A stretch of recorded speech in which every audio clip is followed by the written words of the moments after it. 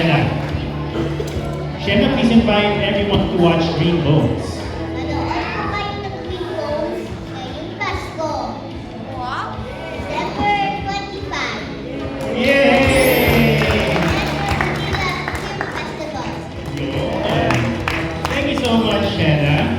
And also, as promised, we will now give away the prize for the best green attire this afternoon.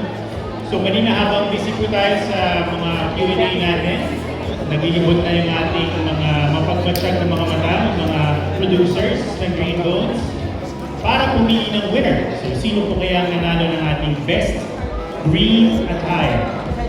Isn't it? Disqualified po kayo, no? Kasi kayo ang magsasabi. Okay.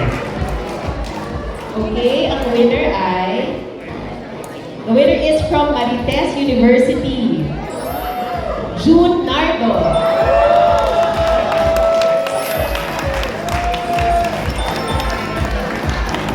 It's the hat. It's the hat.